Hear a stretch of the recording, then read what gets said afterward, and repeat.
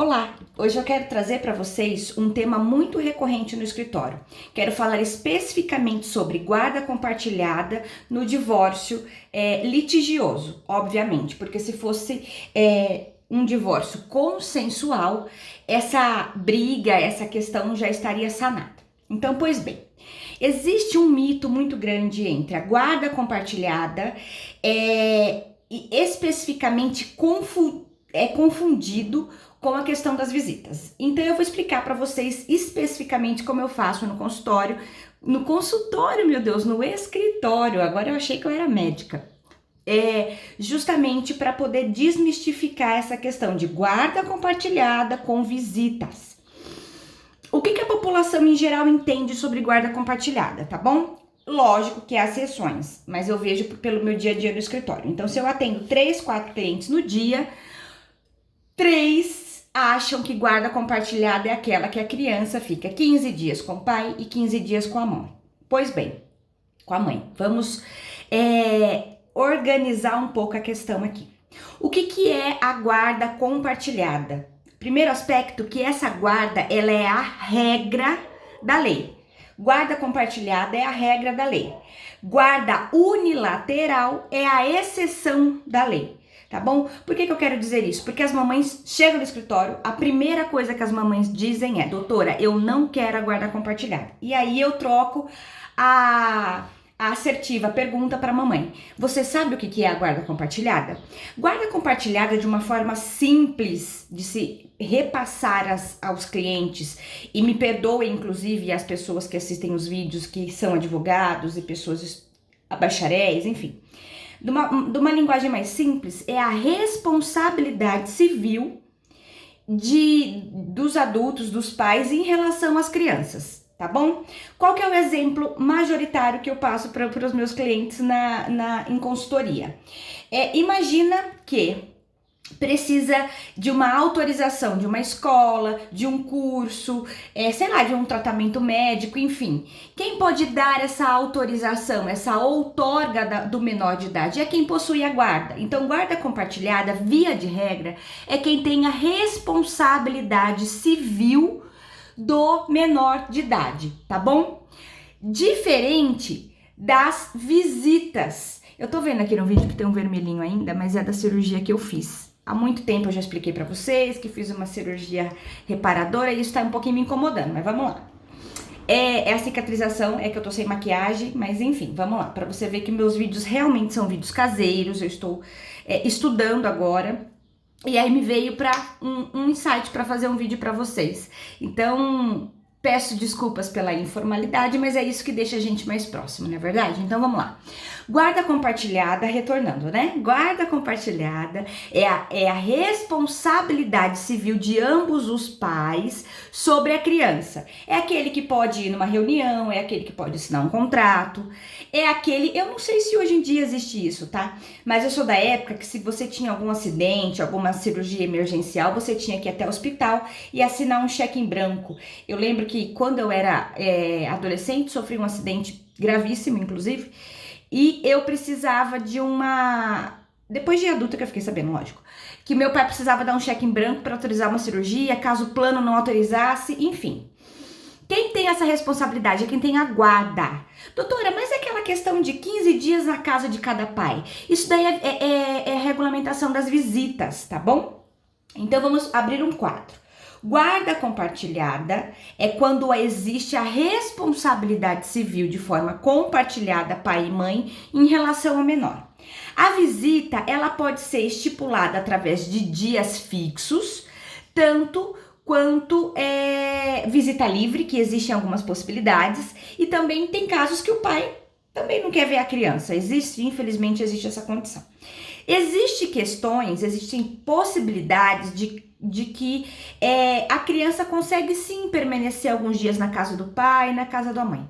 Porém, existem estudos recentes de psicólogos, logicamente eu não sou psicóloga, mas a gente vê no dia a dia que isso é meio que inviável para o crescimento da criança, para estruturação psicológica, enfim. Mas infelizmente ou felizmente existem alguns casos que dá certo.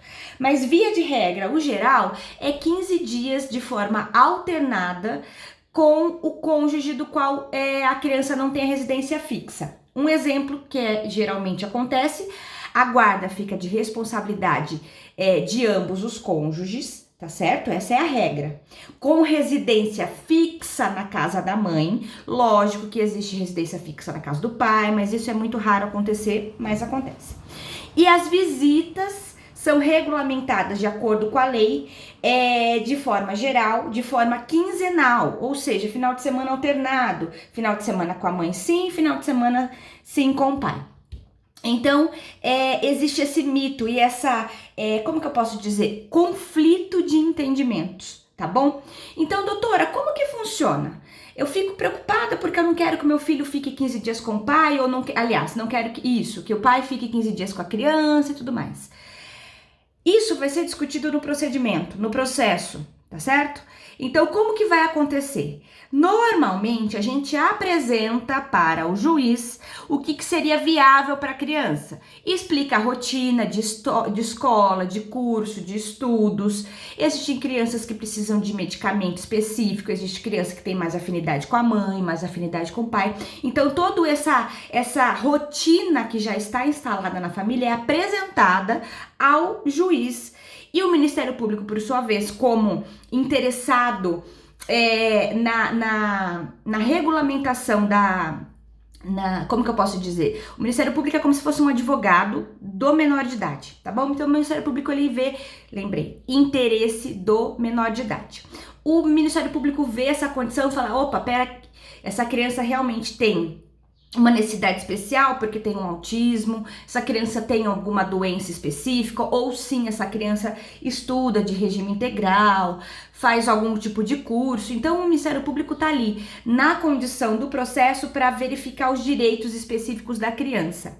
Dentro desse misto de provas e informações, logicamente que o pai também vai apresentar essas questões de como ele pode melhor atender às expectativas e aos interesses do menor. O juiz, ele bate o martelo no quesito de quem tem a maior ou melhor condição de ficar com a criança, tá certo? Então, o geral é guarda compartilhada. Exceção é a guarda unilateral.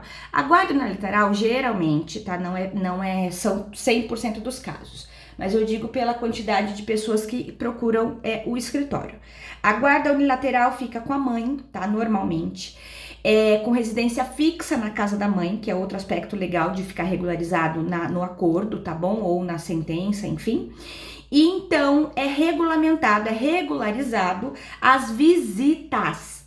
A visitação pode ser de forma livre, como eu te disse.